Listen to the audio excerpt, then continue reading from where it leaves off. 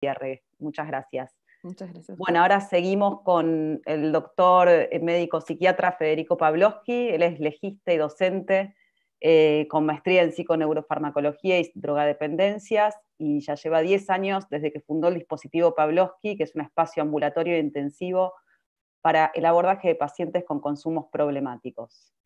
Es un perfil asistencial de la propuesta que está enfocado en adultos que asisten de manera voluntaria con dependencia de alcohol y cocaína como diagnósticos prevalentes.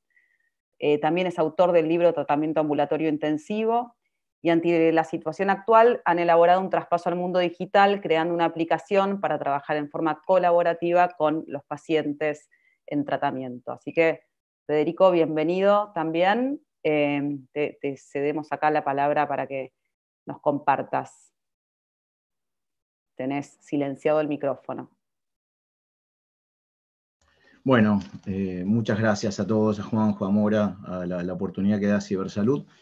Lo que yo voy a compartir básicamente con ustedes, un poco Mora lo adelantó, nosotros trabajamos en un dispositivo asistencial de consumos problemáticos en el marco del ambulatorio intensivo, una propuesta para consumos problemáticos que es todos los días de la semana, ¿no? Desde ahí es donde estamos pensando esta interfaz en relación a la tecnología y su posible aplicación en la clínica.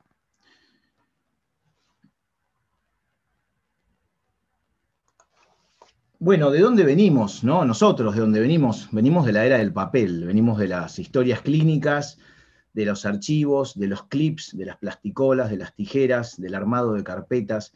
Hasta hace poco, nuestro centro estaba repleto de carpetas llenas de fotocopias. Venimos también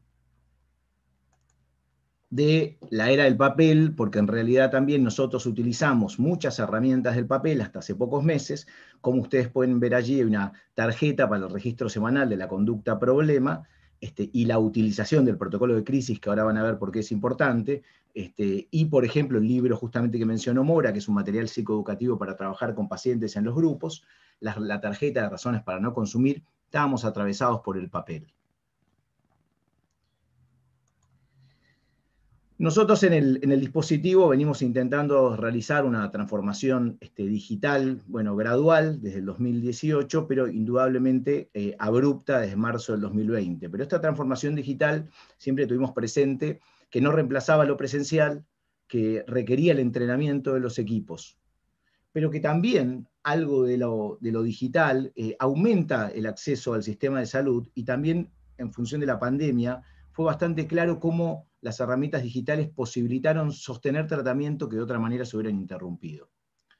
En esta línea de la transformación gradual hacia herramientas digitales, nosotros primero creamos una página web en donde, por ejemplo, los pacientes pueden interaccionar con tracks de meditación y tienen una interacción justamente con la página, tracks de meditación que graban los mismos profesionales del equipo. Todos nuestros grupos asistenciales comienzan con tracks de meditación, la meditación como una herramienta de regulación emocional.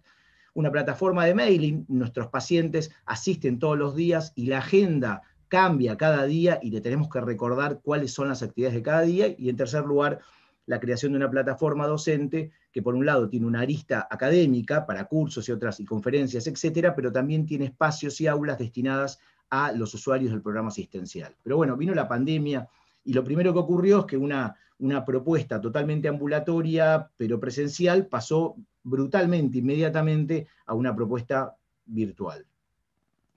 Y también esto nos obligó a digitalizar algunas herramientas que trabajábamos con los pacientes. Por ejemplo, la tarjeta de registro de consumo la pasamos a una planilla de Google Sheet de trabajo colaborativo entre pacientes y terapeutas. Creamos una urna de opiniones digital y anónima, un canal de comunicación horizontal, una herramienta tan simple como espectacular para un programa asistencial. Todo el tiempo los usuarios están generando cuál es el mejor programa para ellos. Hablando del empoderamiento de los pacientes, términos muy en boga.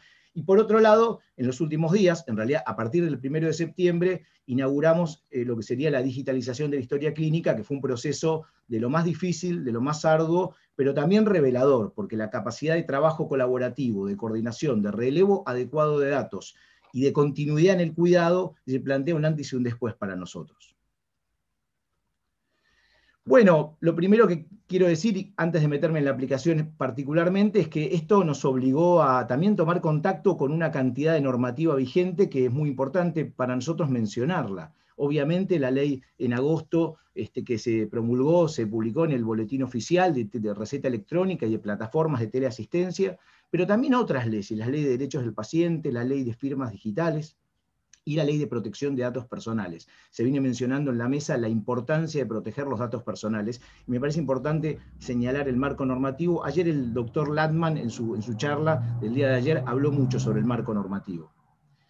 Algo que comentó el licenciado Rouso, el doctor Rouso, hay varios artículos que dan cuenta de un fenómeno, es que muchos proyectos tecnológicos relacionados con la asistencia, este artículo yo lo conocí por García Batista en la Jornada de Colombia, en donde muchos de estos artículos dan cuenta que en muchos procesos o desarrollos tecnológicos no interfieren profesionales de la salud mental.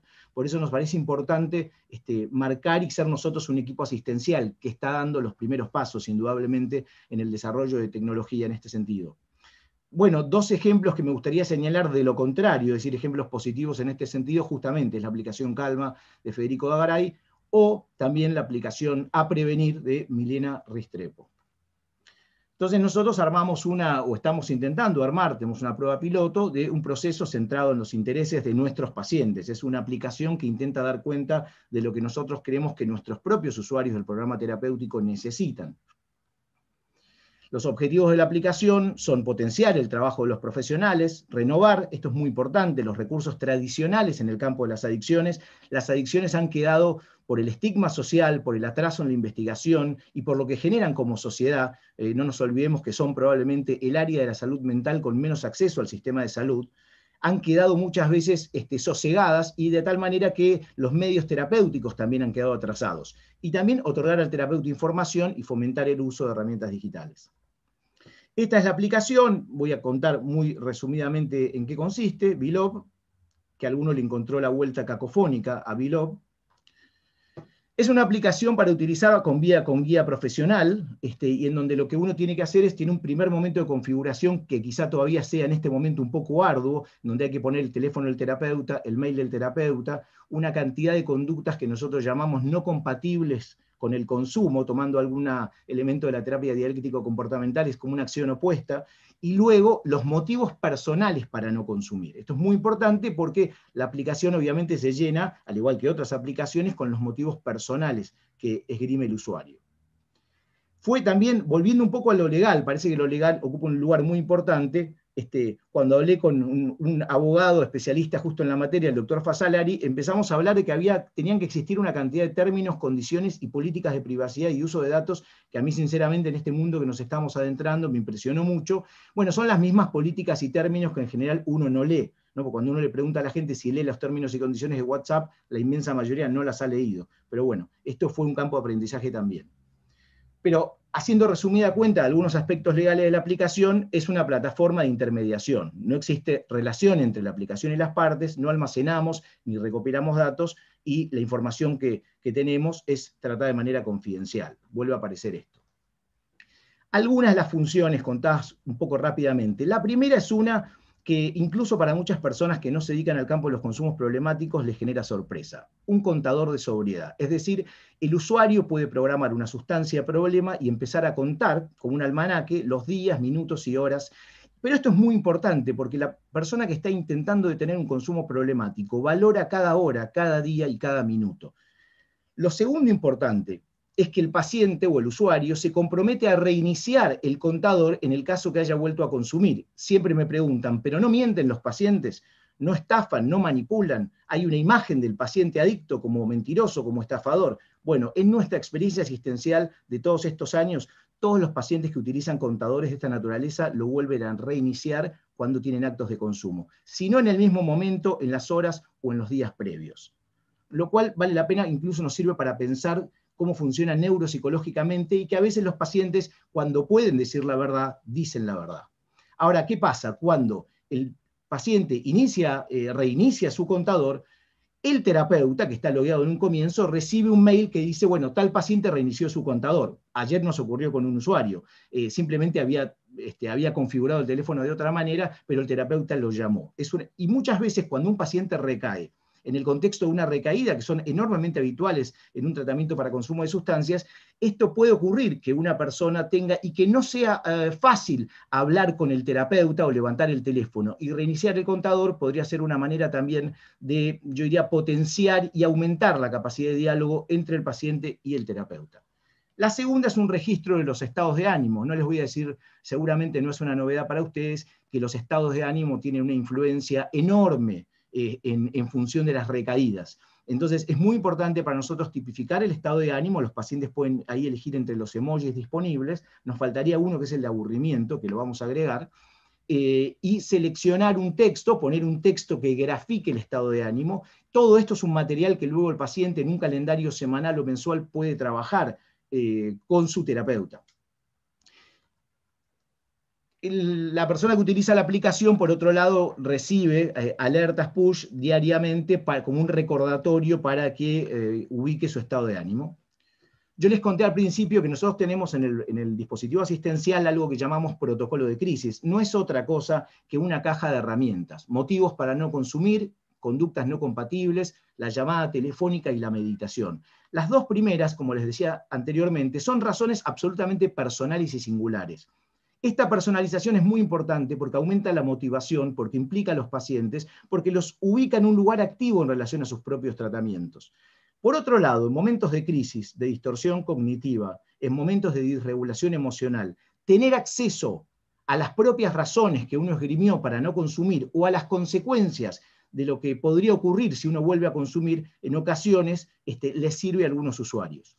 Agrego una cosa sobre el contador que no había dicho, que para muchos pacientes es tal el nivel de honestidad de los usuarios habitual, que muchos pacientes cuando visualizan reiniciar el contador, produce tal malestar el hecho de reiniciar el contador por todo el tiempo que habían logrado de sobriedad, que muchas veces funciona como un mecanismo de prevención de recaídas.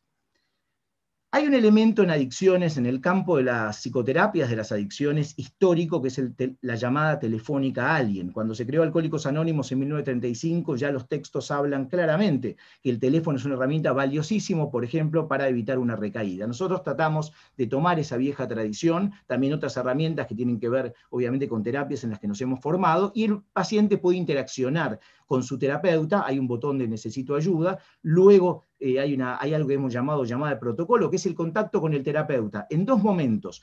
Nosotros en el dispositivo favorecemos mucho algo que llamamos llamada de protocolo, que son llamadas frías en el sentido de cuando uno no está perturbado emocionalmente, llamadas para practicar entrenamiento. Y también llamadas cuando uno necesita hablar con el terapeuta, a través de ese botón de llamada de protocolo. Pero si el paciente está intoxicado, si el paciente está en una crisis de salud mental o en una emergencia médica, recuerden ustedes que muchos pacientes con consumo problemático tienen emergencias de índole médico general, puede producirse la llamada al botón de emergencia. En ese momento, obviamente, también el terapeuta recibe la notificación en tiempo real, hay un delay, por supuesto, de que el paciente solicitó ayuda de manera, digamos, en ese momento solicitó ayuda médica. El cuarto elemento del protocolo de crisis son los tracks de meditación, que son grabados por el equipo, digamos, como valor agregado para nuestros propios pacientes. Obviamente son los mismos coordinadores que coordinan los grupos en el día a día, pero bueno, es una lista de distintos tracks que se podrían agrupar en 3 dominios para digamos, para lidiar con el craving, para favorecer el sueño y para favorecer la regulación emocional. Los tracks de meditación son, en algunos pacientes, herramientas poderosísimas como prevención de recaídas en la función de que evitan o disminuyen la disregulación emocional. Por otro lado, hay como 2 niveles de interacción con la aplicación. Uno sincrónico, el llamado al terapeuta, hablar con el terapeuta, pero también un nivel asincrónico, en la medida que los terapeutas de sus pacientes pueden elaborar gráficos para trabajar con los pacientes o para entender qué es lo que le ocurrió al paciente en el último mes. Por ejemplo, lo que ustedes están viendo es un gráfico que evalúa la evolución anímica de un paciente y alternativas que el paciente fue poniendo. Este es un trabajo del backend y además es una segunda etapa de desarrollo de la aplicación. Bueno, en esta red colaborativa que propone Cibersalud, estamos en un momento nosotros lanzando la aplicación, pero en una versión piloto para poder compartirla con colegas, con algunos usuarios, y un momento yo diría también difícil, porque estamos notando y anotando todas las complicaciones y todas las dificultades que tiene la aplicación y que para tener una mejor versión. Prontamente vamos a hacer un sitio web de la aplicación. Algunas aplicaciones tienen un sitio web y creemos que esto es muy necesario, y lo lanzaremos prontamente entonces como una herramienta complementaria para el trabajo asistencial, sobre todo ambulatorio, para personas con consumo problemático de sustancias. Ahí tienen ustedes un mail de contacto por si nos quieren, yo diría, ayudar a mejorar la aplicación, a criticar la aplicación, a darnos una mano en este sentido. Y nuevamente, gracias a todos, un gusto estar en esta mesa, ya he aprendido mucho hasta acá y espero seguir aprendiendo. Muchas gracias. Buenísimo, Federico, gracias. Y buenísimo que esta es la idea, ¿no? Poder también trabajar en conjunto y armar redes